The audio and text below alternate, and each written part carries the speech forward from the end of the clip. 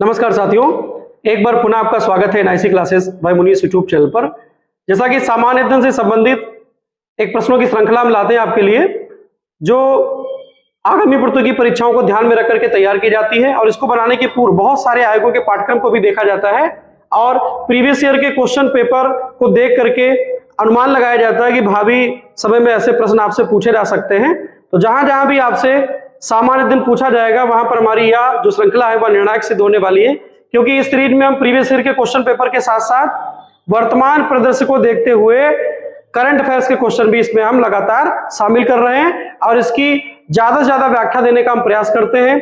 एक सही विकल्प के साथ साथ बचे 3 विकल्पों पर भी हमारा एक जोर रहता है कि या प्रयास रहता है कि ज्यादा से ज्यादा चीजें आपको हम दे, ताकि ज्यादा से ज्यादा हमारी यह श्रृंखला निर्णायक सिद्ध हो। आप देख भी रहे होंगे आगामी यूपी लेखपाल, UP TET, UP triple SC, SSC GD, UP PSC और यूपी सहित तमाम ऐसी बहुप्रतीक्षित परीक्षाएं जिनका हमको और आप सभी को बहुत बेसब्री से इंतजार है, इनमें की बहुत सारी परीक्षाओं की तिथि आयोगों के द्वारा घोषित की जा चुकी है। तो बिना देरी के बाद की श्रृंखला को हम शुरू करते हैं। रोज की भांति आज भी हमारा जो पहला प्रश्न है वह भारत की राज्य व्यवस्था से ही लिया गया है। निम्न में से किसका सही सुमेलन नहीं है? हमारी टीम का प्रयास रहता है कि 1 से 2 प्रश्न आपसे में से जरूर पूछे जिनका उत्तर आपको नहीं भी देना होता है, क्योंकि ऐसे प्रश्न जब हमसे परीक्षा में पूछे जाते हैं तो वहां पर गलती की संभावना बढ़ जाती है। तो हमें सबसे पहले प्रश्न को 2 बार पढ़ना है और नहीं है को हमें अंडरलाइन कर लेना है।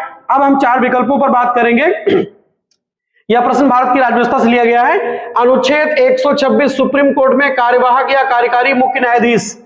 दूसरा विकल्प बी है अनुच्छेद 124 सर्वोच्च न्यायालय।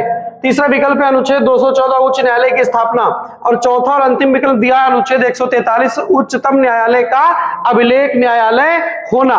तो इस प्रश्न का सही जवाब है विकल्प डी। विकल्प डी जो दिया है यह सही सुमेलित नहीं है अनुच्छेद के अनुसार, जो भी इसका विषय सामने दिया हुआ है। तो इस प्रश्न का सही जवाब हो गया उच्चतम न्यायालय का अभिलेख न्यायालय। ये सही सुमेलन नहीं है, जैसा कि प्रश्न आपसे पूछा गया था। अब हम बचे वाले विकल्पों पर चर्चा करेंगे। पहला विकल्प अनुच्छेद 126। अनुच्छेद 126 में प्रावधान है कि सुप्रीम कोर्ट में कार्यवाहक या कार्यकारी मुख्य न्यायाधीश की नियुक्ति किसके द्वारा की जाएगी? तो नियुक्ति की जाएगी भारत के महामहिम राष्ट्रपति के द्वारा। यह अधिकार किसके पास है? तो भारत के राष्ट्रपति के पास यह अधिकार है कि वह सर्वोच्च न्यायालय में कार्यवाहक या कार्यकारी मुख्य न्यायाधीश की नियुक्ति कर सकते हैं। अगला विकल्प है सही सुमेलित, यह भी अनुच्छेद 124 सर्वोच्च न्यायालय का गठन। यहां पर दिया है अनुच्छेद 124 में सर्वोच्च न्यायालय का गठन। इसकी सारी कार्यप्रणाली का वर्णन यहां पर अनुच्छेद 124 में है। अनुच्छेद 214 में है उच्च न्यायालय की स्थापना। उच्च न्यायालय को बताया गया है भारत के संविधान के अनुच्छेद 214 में गठन के प्रावधान किए गए हैं और कहा गया कि उच्च न्यायालय किसी भी राज्य का सबसे बड़ा न्यायालय होता है और यह 1 से अधिक राज्यों के न्याय क्षेत्र से संबंधित हो सकता है। वर्तमान स्थिति अगर हम देखें तो भारत में राज्यों की संख्या कितनी है? तो भारत में राज्य वर्तमान समय में है 28 और केंद्र शासित प्रदेश कितने हैं? तो केंद्र शासित प्रदेश है 8। और भारत में कुल उच्च न्यायालय कितने हैं? तो भारत में वर्तमान समय में उच्च न्यायालयों की संख्या कितनी है? तो 25 है। याद रखिएगा, 1 से अधिक राज्य एक उच्च न्यायालय पर न्यायिक क्षेत्र के लिए आश्रित हो सकते हैं, या एक उच्च न्यायालय का अधिकार क्षेत्र जो है, प्रभाव क्षेत्र है, वो न्यायिक क्षेत्र है, वो 1 से अधिक राज्य के लिए हो सकता है। अब हम बात करेंगे अंतिम विकल्प पर, अनुच्छेद 143, जो कि आज के प्रश्न का सही जवाब था। तो इसमें से हम क्वेश्चन निकालने का प्रयास करेंगे। अनुच्छेद 143 में क्या लिखा हुआ है? तो अनुच्छेद 143 कहता है कि सर्वोच्च न्यायालय से राष्ट्रपति को परामर्श लेने का अधिकार है। याद रखिएगा, उच्चतम न्यायालय से राष्ट्रपति की परामर्श की शक्ति। याद रखिएगा, उच्चतम न्यायालय से राष्ट्रपति की परामर्श की शक्ति। राष्ट्रपति की परामर्श या सलाह, परामर्श की शक्ति, यह परिभाषित किया गया है अनुच्छेद 143 में। अब यहां पर दिया हुआ है कि अभिलेख न्यायालय। तो अभिलेख न्यायालय की अगर हम बात करेंगे तो भारत के 2 न्यायालयों को अभिलेख न्यायालय बताया गया है। पहला सर्वोच्च न्यायालय को अभिलेख न्यायालय बताया गया है। तो सर्वोच्च न्यायालय जिसका वर्णन संविधान के अनुच्छेद 124 में किया गया है। तो अनुच्छेद 129 अनुच्छेद कौन सा? तो याद रखना है अनुच्छेद 129 में कहा गया है कि सर्वोच्च न्यायालय अर्थात सुप्रीम कोर्ट, सर्वोच्च न्यायालय का अभिलेख न्यायालय होना, सर्वोच्च न्यायालय का अभिलेख न्यायालय होना, अभिलेख न्यायालय, सर्वोच्च न्यायालय अभिलेख न्यायालय की भांति कार्य करेगा, ऐसा अनुच्छेद 129 में लिखा है। और अगर हम अनुच्छेद 215 की बात करेंगे, अनुच्छेद कौन सा?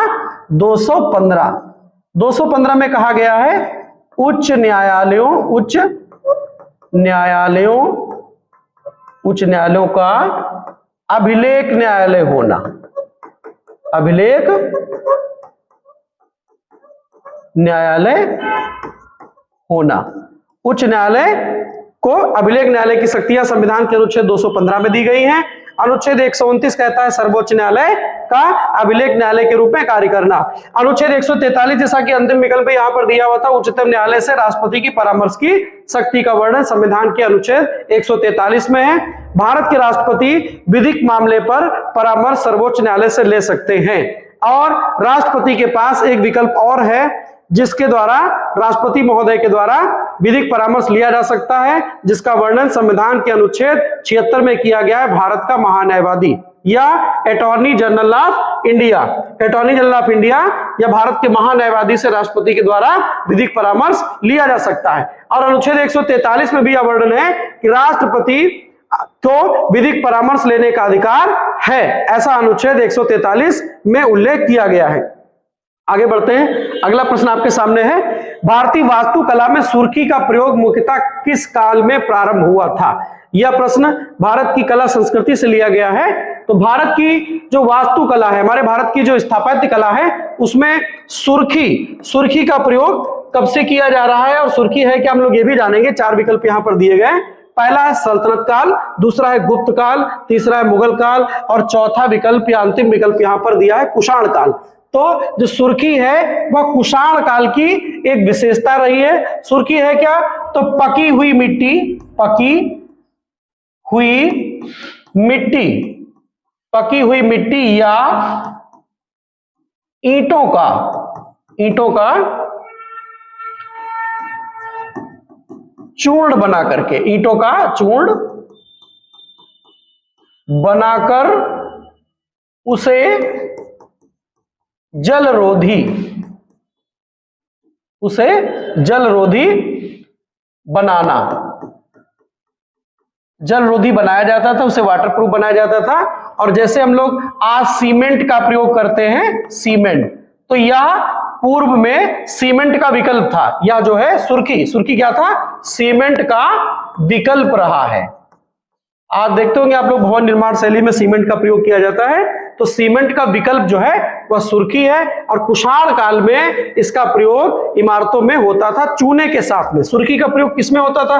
तो पहला सवाल ये हो गया कि सुर्खी है क्या? तो पकी हुई मिट्टी या ईंटों का चूर्ण है और उसके चूर्ण को बना करके जलरोधी बनाया जाता था, अर्थात वाटरप्रूफ बनाया जाता था। सीमेंट के विकल्प के तौर पर इसका प्रयोग किया जाता था और इसका प्रयोग चूने के साथ होता था, चूने के साथ में होता था। तो भवन निर्माण शैली की यह एक बहुत अच्छी व्यवस्था थी। उस समय की इमारतों को बनाने में सुर्खी का प्रयोग किया जाता था, यह भी आपको याद रखना है। अब हम बात करेंगे यहां पर जो कुषाण काल दिया हुआ है, या कुषाण काल क्या है? तो कुषाण काल का संस्थापक कौन था? कुषाण काल जो है प्राचीन भारत के इतिहास में बड़ा महत्व रखने वाला काल है।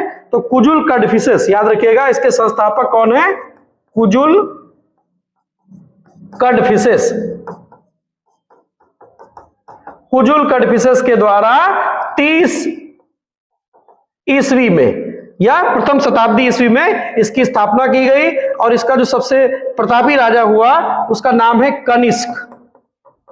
कनिष्क ने 78 ईस्वी में, याद रखिएगा, 78 ईस्वी में शक संवत चलाया था, शक संवत भी चलाया था। यह भी आपको याद रखना है कि कुषाण वंश का एक प्रसिद्ध शासक रहा है कनिष्क, और कनिष्क ने 78 ईस्वी में शक संवत को चलाया था, जो कि एक बड़ा प्रतापी राजा हुआ। और कुषाण काल में सोने के सिक्के सबसे ज्यादा जारी किए गए। कुषाण काल की खास बात क्या है? स्वर्ण मुद्राएं जारी की गई। बड़े पैमाने पर कुषाण काल में सोने के सिक्कों को जारी किया गया, जो कि अपने आप में विशेष है। तो पकी हुई मिट्टी या ईंटों का जो चूर्ण है उसे सुर्खी कहते थे। इसे जलरोधी बनाया जाता था, सीमेंट के विकल्प के तौर पर प्रयोग किया जाता था और चूने के साथ इसको भवन निर्माण में प्रयोग में लाया जाता था। कुजुल कटफिसेस जो है वो 30 ईस्वी में, प्रथम शताब्दी ईस्वी में 30वें वर्ष में कुषाण काल की स्थापना करते हैं और कनिष्क ने 78 ईस्वी में शक संवत को चलाया था और कुषाण काल में सोने के सिक्के बड़ी मात्रा में जारी भी किए गए थे। अगला प्रश्न आपके सामने है, नागरहोल राष्ट्रीय उद्यान किस राज्य में? 4 विकल्प यहाँ पर दिए गए हैं। एक नेशनल पार्क है जिसका नाम है नागरहोल, तो वह किस राज्य में है? 4 विकल्प यहाँ पर है, तमिलनाडु, कर्नाटक और उत्तराखंड तथा महाराष्ट्र। तो इस प्रश्न का सही जवाब है नागरहोल नाम का जो राष्ट्रीय पार्क है, नेशनल पार्क है, वह कर्नाटक राज्य में, कर्नाटक के कोडागु और मैसूर जिलों में। कहां पर है? तो कर्नाटक के कोडागु और मैसूर जनपद, ठीक है, मैसूर जनपदों में विस्तारित है। ये मैसूर जनपदों में विस्तारित है, ये भी आपको नोट करना है। और यहां पर हम प्रयास करेंगे कि कर्नाटक के जो मुख्य राष्ट्रीय पार्क है उनको भी हम लोग जाने। तो यह जो अभ्यारण्य है, पहली बात तो कोडागु और मैसूर जिलों में विस्तारित है और यूनेस्को की विश्व विरासत सूची में शामिल है। यूनेस्को की विश्व विरासत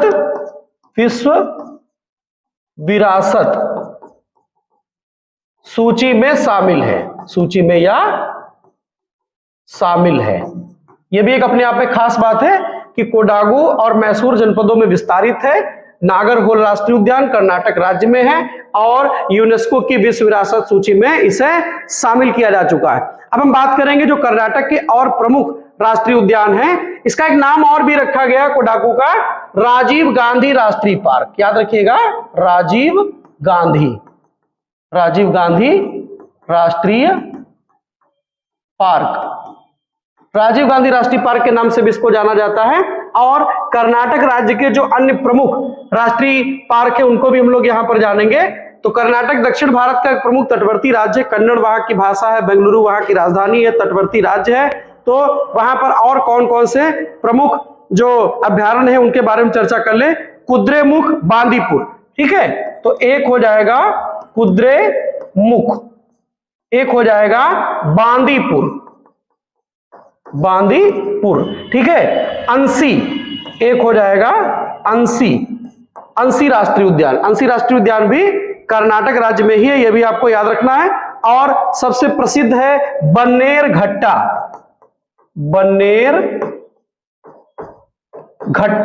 ठीक है, बन्नेरघट्टा। तो कर्नाटक राज्य के लगभग सारे नेशनल पार्क यहां पर हमने चर्चा कर ली है।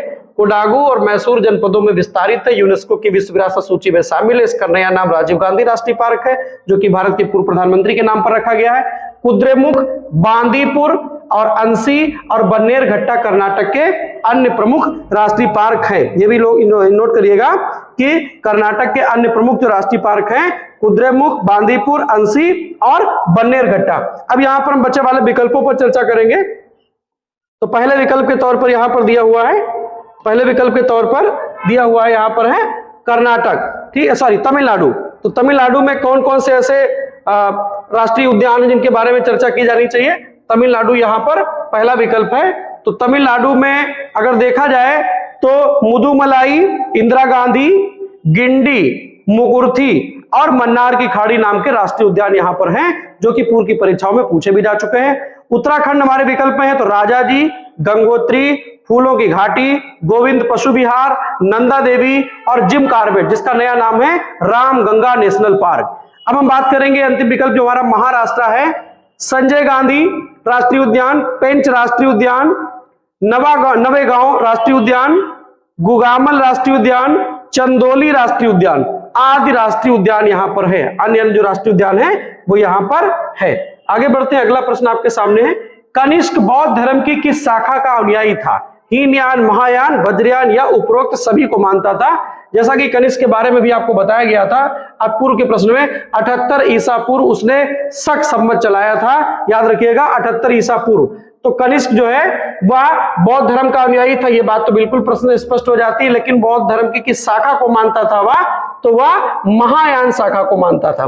बौद्ध धर्म की महायान शाखा का अनुयायी राजा कनिष्क था। और महायान और जो वज्रयान है, सॉरी यहां पर जो हीनयान और महायान, हीनयान और महायान के बीच में जो मूल अंतर है, महायान में मूर्ति पूजा की जाती थी।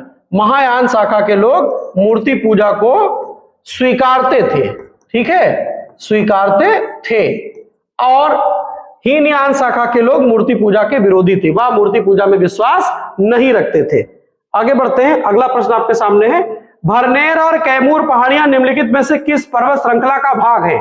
4 विकल्प यहां पर आपको दिए गए, विंध्य, पश्चिमी घाट, अरावली और पूर्वी घाट। तो आज के इस प्रश्न का सही जवाब है कि भरनेर और कैमूर पहाड़ियां विंध्य क्षेत्र में पाई जाती हैं। भरनेर और कैमूर पहाड़ियां विंध्य क्षेत्र में पाई जाती है, विंध्य श्रृंखला का हिस्सा है। आगे बढ़ते इसमें दिया पश्चिमी घाट।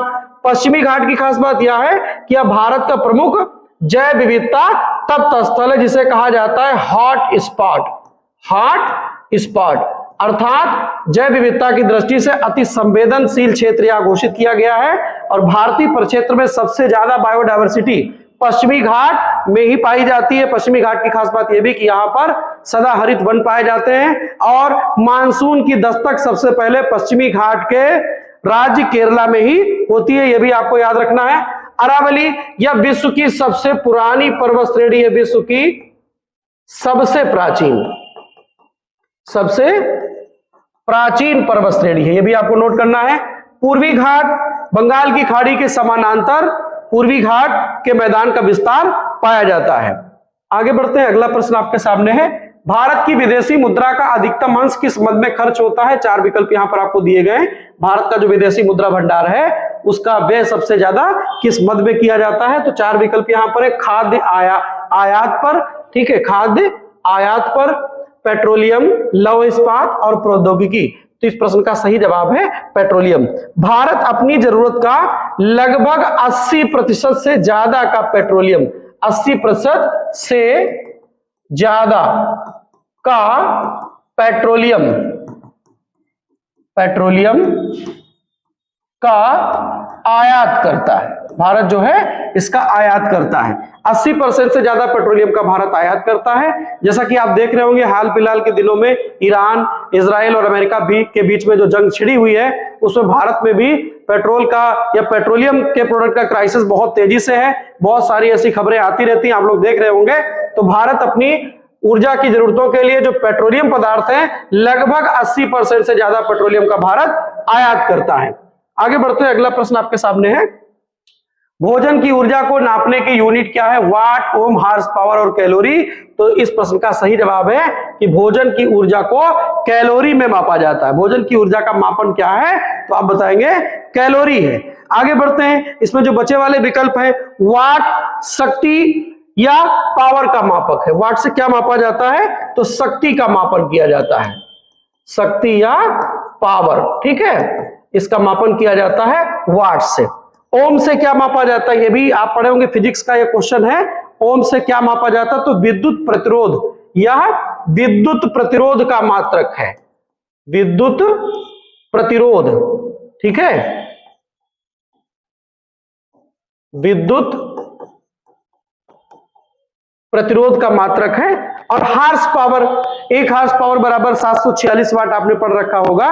तो हार्स पावर से क्या है? यह भी शक्ति का मात्रक है, सॉरी, यह भी शक्ति का मात्रक है। आगे बढ़ते हैं, अगला प्रश्न आपके सामने है, बहुचर्चित बैराबी सैरांग रेल लाइन किस राज्य में स्थित है? बहुत चर्चा में रही है।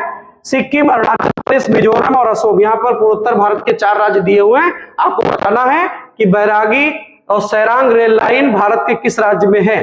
पहला विकल्प है सिक्किम, अरुणाचल प्रदेश, मिजोरम और असम। तो इस प्रश्न का सही जवाब है पूर्वोत्तर भारत के मिजोरम की राजधानी आइजोल में। मिजोरम की राजधानी क्या है? आइजोल। आइजोल को भारत के जो रेल नेटवर्क है उससे जोड़ा गया, भारत के रेल नेटवर्क से या रेल के जो मुख्य जो संपर्क मार्ग है उससे आइजोल को जोड़ दिया गया। 51.38 किलोमीटर की इसकी लंबाई है। आपसे पूछा जा सकता है कि इसकी लंबाई कितनी है, तो 51.38 किलोमीटर की यह रेल लाइन लंबी है। और इस रेल लाइन का उद्घाटन माननीय प्रधानमंत्री जी के द्वारा 13 सितंबर, याद रखिएगा 13 सितंबर 2025 को किया गया था। पूर्वोत्तर भारत का प्रमुख राज्य मिजोरम, उसकी राजधानी आइजोल है। 51.38 किलोमीटर यह लंबा है और ब्रॉड गेज है, याद रखिएगा ब्रॉड गेज, ठीक है, ब्रॉड गेज रेल लाइन है, या रेल लाइन है। और आइजोल को पूरे भारत के रेल नेटवर्क से जोड़ दिया गया। ये बहुत बड़ी उपलब्धि है, भारत सरकार के नाम जुड़ी हुई है कि पूर्वोत्तर भारत में रेल का नेटवर्क मजबूत किया जा रहा है, आर्थिक रूप से, राजनीतिक रूप से और खासकर सामरिक रूप से। अगला प्रश्न आपके सामने है, भारत में भूजल प्रबंधन में सुधार के लिए कौन सा पोर्टल शुरू किया गया है? जल नीर, भूनीर या नीर धारा? तो इस प्रश्न का सही जवाब है भूजल स्तर को मेंटेन करने के लिए, उसकी मॉनिटरिंग करने के लिए और क्या क्या सुधार किए जा सकते हैं, सारी जानकारी लेने के लिए भारत सरकार के द्वारा एक वेब पोर्टल जारी किया गया, भूनीर, याद रखिएगा भूनीर नाम का पोर्टल जारी किया गया है। यह पोर्टल केंद्रीय भूजल प्राधिकरण के द्वारा जारी किया गया। किसके द्वारा जारी किया गया है? तो केंद्रीय, लिख लीजिएगा, केंद्रीय भूजल प्राधिकरण के द्वारा जारी किया गया है।